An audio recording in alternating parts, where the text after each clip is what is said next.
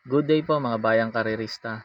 April 5, 2026, Sunday at Metro Turf Club. Start time at 3 p.m.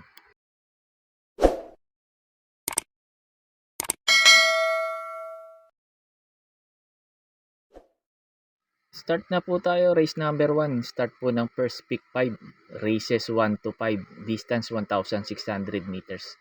Kaya pick 5 po tayo, first set kagad. 8 races po tayo sa araw ng Sunday. Race number 1, eto numero 5, Princess Claudia sa 5A Grand Jefe. Ito para po sa akin dito sa race number 1, susuluhin ko na po to. Pero pag may mga kursunada po kayo dito, lalo na't dehado, pakidagdag nyo na lang po. Last run ni Princess Claudia, ito inabot lang, ako ba, photo finish lang. Dikit lang din naman sila ni Tisdamon. Talo lang siya sa photo finish nun. Tingin ko, first official run niya nun. Ngayon, second, tingin ko mas maganda ngayon itatakbo pa nito ni Princess Claudia. Medyo bumaba yung laban niya kasi medyo malakas yung laban niya na yun. Diado pa siya nun. Tapos yung couple entry naman ni ni Princess Claudia, si Grand Jefe, tumakbo din to doon, pumang-anim to. Kaso doon ko na-upload yung yung mga last run neto ni Princess Claudia sa ni Grand Jeff dun sa araw nung Sabado.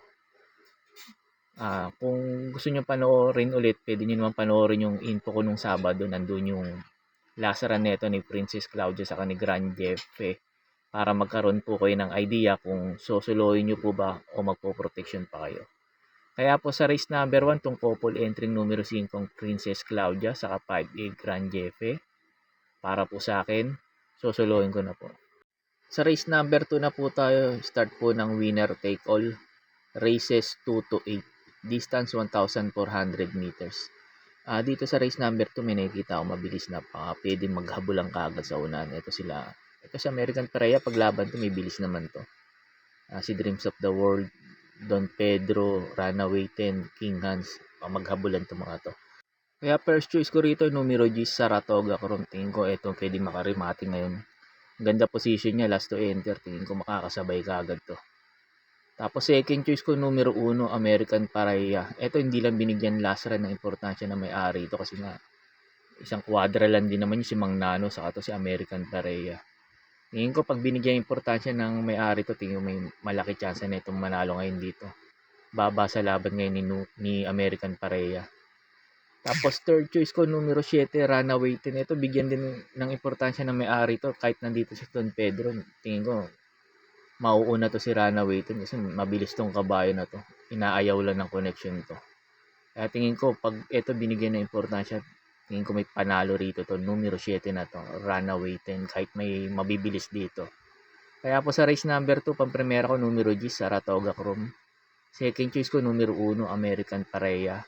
Tapos third choice ko numero 7, Runaway 10. Sa race number 3 na po tayo, start po ng pick 6, races 3 to 8, distance 1,400 meters. Pang-primera ko dito numero 5, Windmill of Summer. Ito ang ganda ng tinakbo nito ng Novato sa run nito. Sa Metro Turf, nagpreba ng 1:12.8, tapos hindi pa maganda salida nun, tapos ang layo nanalo. Wag lang maglolo ko sa aparato to, tingin ko baka wala nang paunahin to dito kahit nandito sila si Mischief saka si Humble Kaloy kasi laking kabayo nito ni Windmill of Summer. Kaya tingin ko lamang po sa akin to para sa race number 3 na to. Nag-protection lang ako numero 1, Miss Rainbow. Ito sakali kasi nilang pahirapan sa unahan si Windmill of Summer ni si Mischief sa kanya Humble Kaloy kasi yan yung tatlo mabibilis eh. Tingin ko ito pwedeng rumimate. Numero 1, Miss Rainbow.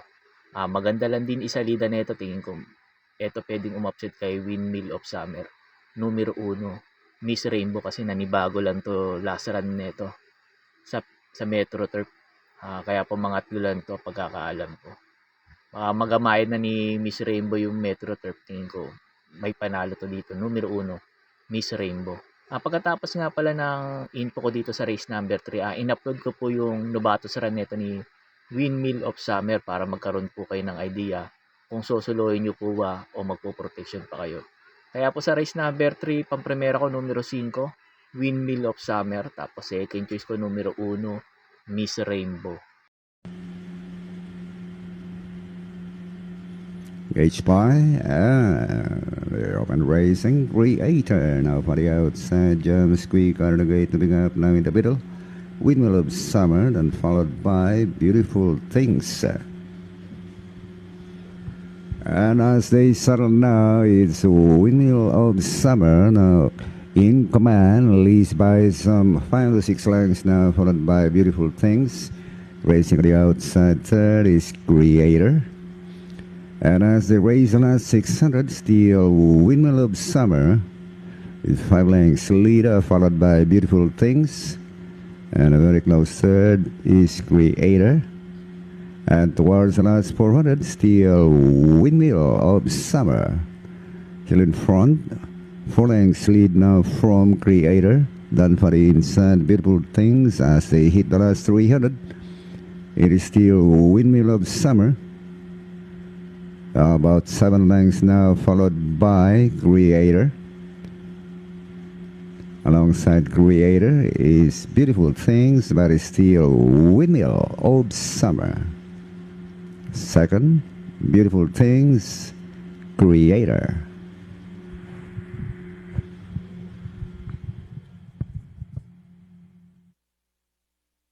Sa race number 4 na po tayo, start po ng second pick 5 races 4 to 8. Distance 1,400 meters. Dito sa race number 4, may nakikita ako mabilis na pwede kagad maghabol ang kagad sa unahan. Ito sila Perpetuator, Sonic Lane. Ito mabilis. Numero 6, Money for Gabriel. Ambisyoso. Grand Lapter, may mga bilis na makagbahabol ang kagad sila kagad sa unahan.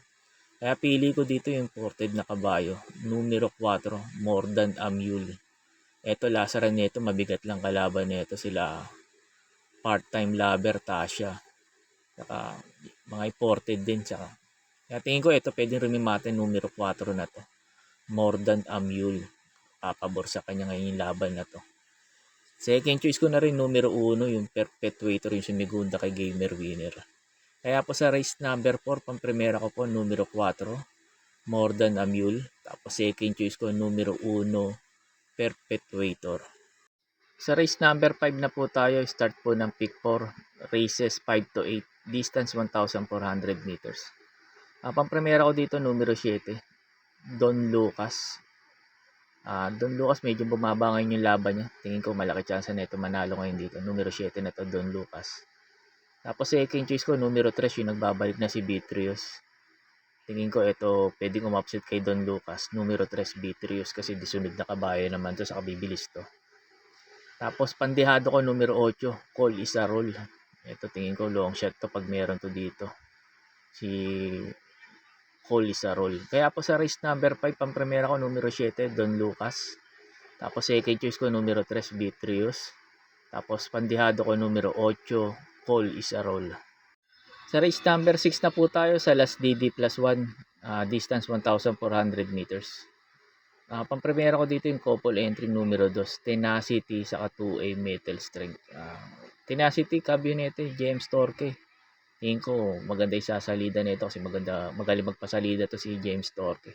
Tingin ko ito babandera dito. Pag ito napabayaan, tingin ko laki matsansa nito makatapos ng karera. Yung 2A niya naman yung Metal Strength, Drimate to. Tingin ko mag-aabang lang din to. Tapos second choice ko yung couple entry numero 7, Quincy saka Work From Home. Yung Quincy may bilis pero hindi ganun kabilis katulad ni Tenacity to. Tingin hindi rin mauna. Pero yung couple entry niya yung 7A, ito maganda position niya, last to enter. Tingin ko makakasabay ka agad to at hindi sa largahan. Kaya tingin ko makakarimate to dito. 7A Work From Home. Tapos naglagay ako andihado numero 9, Electrify. Maganda rin position niya nasa labas kasi gusto nito mong kabayan nito manakbo sa labas. Kaya tingin ko may panalo rin to dito. Numero 9 na to, Electrify. Kaya po sa race number 6, pang primera ko po, couple entry numero 2, Tenacity, 2A Metal Strength. Tapos second choice ko numero 7, Quincy, 7A Work From Home. Tapos third choice ko numero 9, Electrify. Sa race number 7 na po tayo sa last double, distance 1,600 meters. Dito sa race number 7, pag may mga kursunada po kayong dihado, pakidagdag nyo na lang po kasi itong numero 4 na to every 4 years. Soloyin ko na po dito. sa race number 7. Tingin ko outstanding to dito. Kaya pag may kursyonada kayong dihado, dagdag nyo na lang po. Wag lang magkakaaberya sa largahan. Tingin ko lamang dito to numero 4 na to every 4 years kasi medyo bumaba ngayon yung laban niya kumpara dun sa lasaran niya. Kaya tingin ko lamang na lamang ngayon dito to numero 4 every 4 years. Kaya po sa race number 7 to numero 4 every 4 years para po sa akin, susuluhin ko na po. Sa race 8 na po tayo. Bago nga pala ako magbigay ng info ko dito sa last race, sa race number 8, makikiusap ulit po sana ako sa inyo na sana po mag-subscribe po kayo sa YouTube channel ko. At pakitap na rin po yung notification bell para updated kayo tuwing mag-upload ako ng mga infos at videos ko po dito. Arnel Racing Tips, maraming salamat po. Sa race number 8 na po tayo sa last forecast, distance 1,400 meters. Ito sa mga nagtitipid at kulang sa puhunan, pwedeng suluhin to numero 7 na to. Beautiful Yana, nabababaan ako ngayon sa laban na to. Pag meron to, kahit nandito si Cluster, hindi mauna si Cluster dito kasi mabilis tong kabayo na to. Imported to eh. Numero 7 na to, Beautiful Yana. Nag-protection lang ako kasi nga paratingan to. Yung numero 6 full combat order. Tingin ko baka makarimati dito to. Pag hindi maganda sinalida ni Beautiful Yana, tingin ko ito pwedeng makarimati. Numero 6 full combat order. Kaya po sa race number 8, paprimera ko numero 7, Beautiful Yana. Pang-protection ko numero 6, full combat order. Yun lang po, and good luck and happy racing po mga bayang karerista. Pagkatapos nito yung mga pa-shoutout nyo po. May pa-shoutout po si Idol JR Cabansag. Pinapa-shoutout niya si Konsihal Darwin Awisia at si Kagawad Arwin Abugan. Konsihal Darwin Awisia, Kagawad Arwin Abugan, JR Cabansag Idol. Shoutout po sa inyong tatlo at maraming salamat po. Shoutout po sa inyo Sir Antonio Balitian. Sir Antonio Balitian, shoutout po sa iyo at maraming salamat po. May pa-shoutout po si Sir Manuel Tandes. Pinapa-shoutout niya lagi yung pinsan niya si Boyet Flores ng Balik-Balik at si kumpare niyang si Robbie Santos ng Galas QC. Sir Boyet Flores at Robbie Santos, Sir Manuel Tandes, shoutout po sa inyong tatlo at maraming salamat po. May pa-shoutout po si Ayesa Alce. Pinapa-shoutout yung daddy niyang si Edwin Alce. Na sana pumanalo siya this Sunday. Sana matapat po Sir Edwin Alce para manalo po tayo. At siya din Sir Ayesa Alce, shoutout din po sa iyo at maraming salamat po. May pa-shoutout po si Sir Randy Concepcion. Pinapa-shoutout niya yung mga taga-Bayani Street Galas, Quezon City na si Det Samson. Shoutout po sa inyo Sir Det Samson at siya din Sir Randy Concepcion. Shoutout po sa inyong dalawa at maraming salamat po. Shoutout po sa inyo Sir John Balbastro ng San Jose del Monte City, Bulacan. Shoutout po sa inyo Sir John Balbastro at maraming salamat po. May pa-shoutout po si Sir Mar Gonzales. Pinapa-shoutout niyo yung Raybons OTV sa Gagalangin Tondo sa may One Luna to, Manila. Mga batang Hermosa, Boss Gilbert, Boss Mar, Boss Ninoy at Kagawad Raymond OTV. Si Kagawad Raymond. At syempre yung terror dyan si Edgar, baka naman.